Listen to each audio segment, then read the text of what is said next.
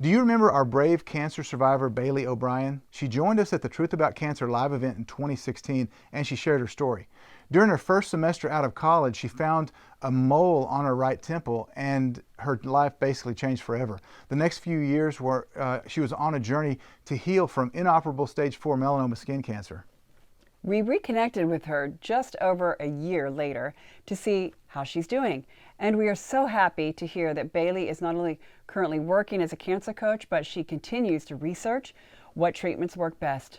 Watch her update to hear about what she's doing and get a few suggestions for other cancer patients based on her research and personal experience. Hi, my name is Bailey O'Brien, and I'm a survivor of stage 4 melanoma. The last time I was in touch with the Truth About Cancer was at the Truth About Cancer Ultimate Live Symposium in October 2016, and they asked me to give an update, so here's what's been going on in the last couple of years. I've been continuing to work with people who have cancer. I work as a cancer coach part-time, working to research and help guide people along their path to healing, and just researching healing stories to try to encourage people and find what treatments have worked for people. And something surprising that I've been finding recently is the role of allopathic medicine in cancer treatment. And I'm not going to make a point of this to boast about conventional treatments or recommend them for people, but just to emphasize that it's important to consider all treatment options when a person is diagnosed with cancer and figure out what treatments, what kind of success, how do you define success, and what kind of success treatments have been having in people with certain types of cancer.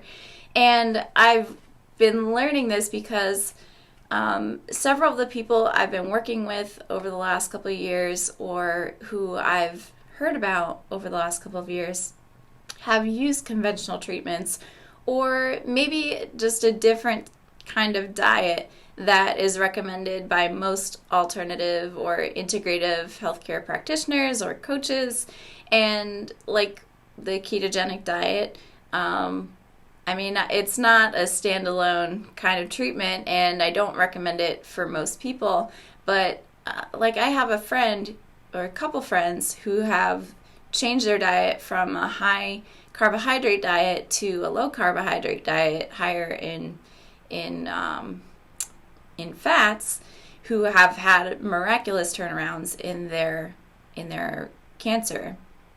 Like one of my friends, he has stage 4 melanoma, and you could see on his scan results from maybe about 6 months ago, and his liver lit up with tumors. He calls it his smarty cake liver. He has a really good sense of humor and a lot of faith in God, and saying lots of prayers. We're all saying lots of prayers for him. But for me, I was jaded by the conventional methods of treatment. I felt that doing the surgeries, the interferon, which is like an older type of immunotherapy, more surgery, and then radiation, really didn't get me anywhere, because just a couple of weeks after I finished radiation, I found out that I had stage 4 cancer. And so I started going into the alternative cancer world and found people who were just as frustrated as I was at the lack of success in conventional treatments. And so I kind of adopted a us versus them kind of mindset. But I'm realizing that that's not the best kind of mindset to have, and just to be open-minded about conventional therapies. And I've been learning about how conventional therapies might have played a role in my healing. Like I said, I had radiation. I finished radiation about 2 weeks before I got my stage 4 cancer diagnosis. And then after that, I did do one round of chemo pills called Temodar. And my cancer started to shrink pretty quickly, almost immediately after I started, researching and applying some treatments. And I read this book called Curing Cancer with Immunotherapy by husband and wife, Renee and Eddie Chi. And Renee was diagnosed with a very rare and aggressive type of sarcoma, maybe about 10 years ago now. And Renee, who was a biologist, and her husband, who was an engineer, I believe, or is an engineer, they started researching. And Renee did conventional treatments, surgery, radiation, and chemotherapy, but then she also did immunotherapy. She did use Coley's toxins, which is a mixed bacterial vaccine that I used in Mexico and continued at home. And she also did dendritic cell vaccines and natural killer cell infusions, some of these treatments, which she did in Germany. She had to travel for. And they documented their journey in this book, Curing Cancer with Immunotherapy. And one thing that stuck out to me in this book was about using radiation for melanoma and how it could have what could be called an abscopal effect, which is locally shrinking a tumor, and then the tumor's farther away from that site shrinking as well in the body. And sometimes this was even if the cancer grows after initially, because then it shrinks afterwards. So I don't know, how often this occurs or if it's the right thing for other people to do, but just my mind is expanding, I guess you could say, my perspective, to consider that maybe I've been wrong, or maybe I just haven't had the clearest picture or a broad enough perspective of options that are available, both conventionally and alternatively, or taking an integrative approach. So this has also, come up in my research with a survivor who had stage 4 cervical cancer. I came across her story and was pretty amazed by it. She was diagnosed with stage 4 cervical cancer, and she says that 3 different specialists told her that she had between 3 days and a week to live. And now I asked her for her medical records to prove this and prove her diagnosis, and she said she didn't have them, but she and her husband were both told by these 3 different doctors that she had such a poor prognosis. And she prayed about what to do, and she had friends telling her, you should do alternative therapies, and she was open to it, but she wanted solid evidence that they could work for her. So none of her friends could come up with a person's story who had overcome stage 4 cervical cancer with only alternative therapies. But they didn't. So she prayed, and she said she surrendered to God and felt the Lord was telling her to do chemotherapy. So that's what she did, and it was really difficult for her. She had major side effects, but she said it worked, and she just celebrated 10 years in remission recently. I have a couple of friends who have done conventional immunotherapies for melanoma, and one gentleman had to stop because of the side effects, but he's been in remission. And I've just been observing this trend or underground stream that is there that I didn't notice before, but I just want to bring it to people's attention. I've written a couple of blog posts about it on my website, and I just want people to be aware of it, because I know it's easy to categorize and put things in boxes and say, I'm going to take an alternative approach, or I'm going to take an allopathic approach, but just to be wise and discerning and pray for God's guidance, because God is the source of all wisdom, and the healing ultimately comes from Him. And lots of people were praying for me, and I began praying, even though I didn't know what I believed about God. After my stage 4 diagnosis, I said, God, if you're if you're real, please help me and please heal me. And that's how I got here. So I just encourage people to be diligently researching, and praying for wisdom from God, because God can read between the lines, so to speak, and He knows our genetic makeup. And there are genetic tests you could do to see what kind of mutations you have, and see or try to predict better what outcome you could have with certain treatments. I recommend doing that if you can. But I believe that God will meet a person where they are. So whether they have a lot or a little resources, God will provide and direct, and He can do the healing. So that's my prayer, and I've seen the power of prayer in the lives of the people that I've worked with.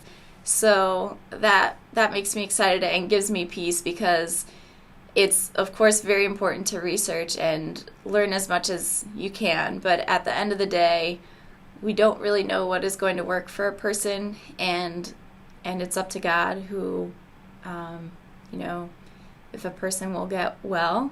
And I think, He wants good things for people, and for people to ask Him and seek, and they will find, because He promises that in His Word.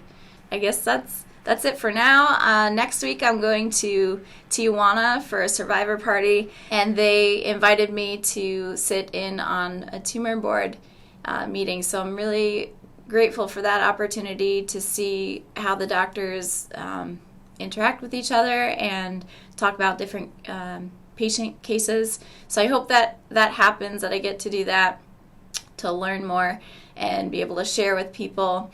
I will also be going to other clinics, because I know there's not one clinic that's the best fit for everyone. So I want to know what options are out there for people. I'm hoping to get the chance to ask lots of questions, depending how much time they'll give me, and just find answers about we'll learn more about cancer and how different doctors are treating them or approaching cancer treatment, what treatments seem to be working and which ones seem not to be working, and the kinds of success they're having, so that I can help connect people with doctors and treatments that will hopefully work for them. So I'll be sharing updates about that on my blog at BaileyO'Brien.com. After I come home from Mexico, about a month later, the first weekend in November, is the Healing Strong Conference. My friends at Healing Strong will be getting together in Atlanta, and there will be speakers like Ty and Charlene Bollinger, Chris Wark, and Dr. Patrick Quillen,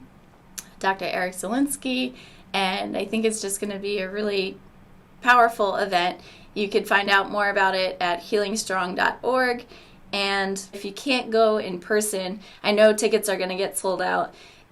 It will be streamed live for a small donation.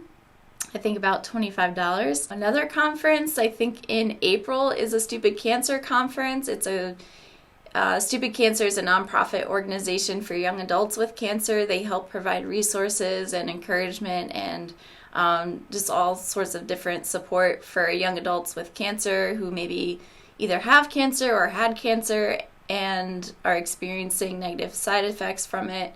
Maybe they need help with finances or just managing their health. So I'm not sure if I'm going to that one yet, but it would be cool. And then I just applied to be a participant in a study that will be done by Harvard Medical School. It's called the NEER study, N-E-E-R, and it stands for Network of Enigmatic Exceptional Responders. It's basically to study people who responded exceptionally well to cancer treatments, and they are going to take biological information from blood, from urine, from stool, or I'm not sure about urine, but stool and even tumor samples from eligible patients, some of the requirements are that they must live in the United States and be over the age of 18. And I think it's only going to be about 100 people participating in the study.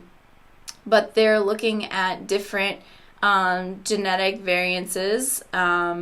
It says, early study of exceptional responders is revealing new insights into tumor heterogeneity, overcoming heterogeneity imposed therapeutic barriers, enabling more sophisticated pretrial patient screening and enriching genomic profiling studies. So basically what they're trying to do is get more information to try to help avoid people getting treatments that aren't going to work for them, and helping people get treatments that will work for them. So you could be on the lookout for that study. You could check out peoplepoweredmedicine.org/NEER, NEER, to find out more information about it. And if you want to apply to become a participant, I know that they have a lot of work to do, so it could take up to 8 weeks for a person to be either accepted into the study or not. And yeah, so hopefully it goes well. Hopefully they find out really good information, and that will help people. And I hope that it goes better than Dr. Nicholas Gonzalez's study that I think was done with the NIH, and that I think was a corrupted study that did not go as planned, hoped and planned. And you could read a book about that. It's called What Went Wrong. So, yeah, lots of great things are happening, and there's lots of hope to be had for people who have cancer. Great things are happening, and God is always there. He loves us. He's with us, and He will provide everything that we need. So just keep going, and I hope this has been encouraging to you.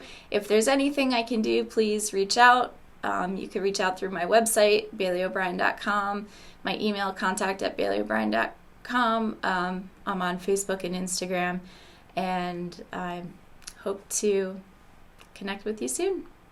Take care.